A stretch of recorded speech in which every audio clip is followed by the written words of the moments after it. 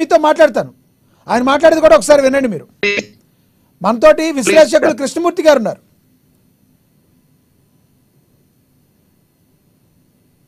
తప్పనిసరిగా. ఎస్ కృష్ణమూర్తి గారు, good evening sir. Sir yeah sir, good evening Lakshminath గారు. కృష్ణమూర్తి గారు, రాధా మనోహర్ దాస్ గారు మాట్లాడింది విన్నారు, ఏమంటారు మీరు? Please respond. రాధా మనోహర్ గారు మాట్లాడిన దాంట్లో కొంత వాస్తవం ఉంది. కాకపోతే స్వామివారు ఏం చెప్పారంటే టీటీడీ కళ్యాణ మండపాలను వాడుకోవాలని. కళ్యాణ మండపాలు అవసరం లేదు. టీటీడీ దగ్గర ఆదాయం తక్కువ లేదు, డబ్బులు తక్కువ లేదు, స్వామివారికి వచ్చే కానుకలు కూడా తక్కువ కాలేదు.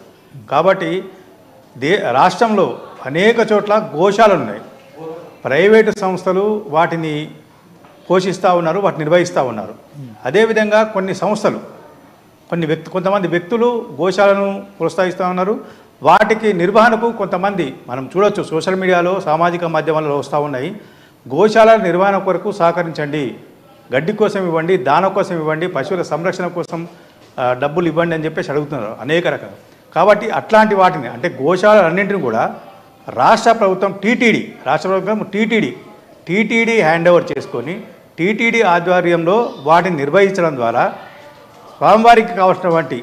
స్వామివారి ప్రసాదాలకు కావాల్సినటువంటి పూర్తి స్థాయిలో నెయ్యి కానీ, పాలు కానీ, మిగతా ఏవైనా అంటే నిర్వహణ కోసం స్వామివారి యొక్క తీర్థ ప్రసాదాలు తయారు చేయడం కోసం కావాల్సినటువంటి మొత్తం గోపాలతోటే మొత్తాన్ని మనం తీసుకునేందుకు వీలుంటుంది. అంటే ప్రైవేటు వాళ్ళు నిర్వహించుకోవచ్చు కొన్ని, కానీ చాలామంది గోవుల మీద ప్రేమతోటి గో సంరక్షణ చేయాలి, గోమాతను రక్షించుకోవాలి, విద్రోహ శక్తుల నుంచి గోమాతను కాపాడుకోవాలి అని అనేక మంది గోశాలను నిర్వహిస్తూ ఉన్నారు. వాళ్ళు అష్టకష్టాలు పడుతూ ఉన్నారు.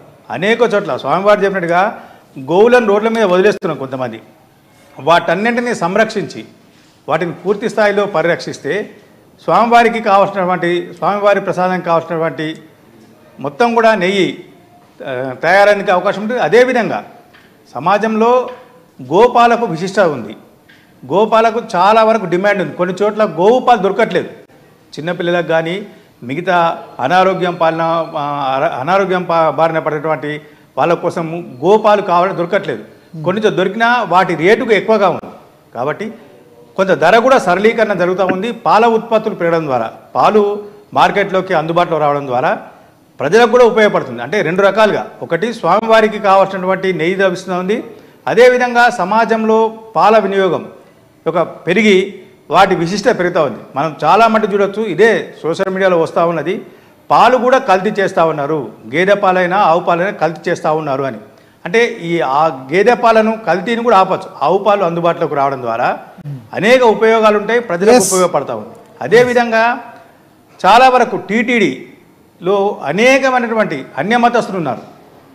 వాళ్ళు ధర్మాన్ని నాశనం పట్టించేందుకు, అంటే హిందూ ధర్మం అంటే హిందూ భక్తులతోటి వచ్చిన కానుకల ద్వారా వాళ్ళు ఉపాధి పొందుతూ కుటుంబాన్ని పోషించుకుంటూ వాళ్ళ యొక్క అవసరాలు తీర్చుకుంటూ పరధర్మాన్ని ఆచరిస్తూ ఉన్నారు. అట్లాంటి వాళ్ళని ఖచ్చితంగా ఏరిపారేయాల్సిన అవసరం ఉంది. అదేవిధంగా ఇప్పుడు ప్రస్తుతం ఉన్న పరిస్థితుల్లో చాలా చోట్ల దేవాలయాలు జీర్ణావస్థకు వస్తూ ఉన్నాయి. కొన్ని దేవాలయాలకు దీపధూప నైవేద్యాలు లేవు, వాటిని తీసుకోవాలి. ఏదైతే టీటీడీ నిధులు అన్యమతస్తులకు కావాల్సినటువంటి వాళ్ళ ముల్లాలకు, ఫాదర్లకు డబ్బులుగా ఇస్తూ ఉన్నారు, నెలవారీ వేతనాలుగా చెల్లిస్తూ ఉన్నారు. అది ఎవరి డబ్బులు? టీటీడీని తీసుకున్నాయి. మొన్నటి వరకు ఆంధ్రప్రదేశ్లో జరిగింది ఇదే. తిరుమల తిరుపతి దేవస్థానం డబ్బులను రాష్ట్ర ప్రభుత్వం తన ఖజానా జమ చేసుకొని ఆ ఖజానాకు వచ్చిన డబ్బులను ఇతర మతస్థుల వాళ్లకు చెల్లిస్తూ ఉన్నారు. అంటే ముల్లాలు, మౌలీలు, ఫాదర్లకు, వీటికి సంబంధించి ఇవన్నీ వెంటనే ఆపాల. ఇవన్నీ ఆపి టీటీడీకి పూర్తి స్థాయిలో, అంటే టీటీడీకి వచ్చినటువంటి భక్తులు కానుకల రూపంలో కానీ, భక్తుల నుంచి టికెట్ల రూపంలో కానీ, మిగతా ఏవైతే వసూలు చేస్తూ ఉన్నారో అవన్నీ కూడా హిందూ ధర్మ పరిరక్షకులకు మాత్రమే వర్తింపే విధంగా తీసుకుంటే తప్ప ఈ దుర్మార్గాలు, ఈ దుష్టచర్యలు ఆగవు. దుర్మార్గాలు ఆగాలంటే రాష్ట్ర ప్రభుత్వము టీటీడీకి పూర్తి స్థాయిలో స్వేచ్ఛ ఇవ్వాలి.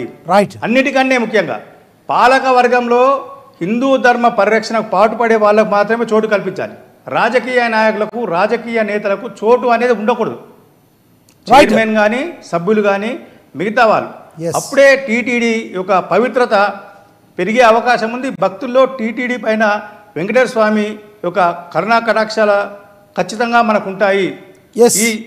ఈ టీటీడీకి వేసేటువంటి తిరుమల తిరుపతి దేవస్థానం హుండీలో వేసేటువంటి డబ్బులు కానీ, టీటీడీకి మనం ఇచ్చే డొనేషన్లు కానీ, మిగతా విషయాలు కానీ ఇవన్నీ కూడా మన ధర్మం కోసం, మన కోసం, మన Right. సమాజం కోసం, మన హితం కోసం Yes. పనిచేస్తాయి అని ఉపయోగపడతాయి అని చెప్పేసి వాళ్ళకు కొంత నమ్మకం కలిగే, విశ్వాసం కలిగే అవకాశం ఉంది. కాబట్టి స్వామివారు చెప్పినట్టుగా గోశాలన్నింటినీ కూడా టీటీడీ ఖచ్చితంగా అడాప్ట్ చేసుకోవాలి. రైట్. కృష్ణమూర్తి గారు మళ్ళీ వస్తారు సార్ మీ దగ్గరికి. రాధా మనోహర్ దాస్ గారు, మెజారిటీ హిందువుల దగ్గర నుంచి కూడా వినిపిస్తున్న వాదన ఏంటంటే ఏదైతే టీటీడీ ఉందో హిందూ ధర్మానికి సంబంధించిన గుళ్ళు ఉన్నాయో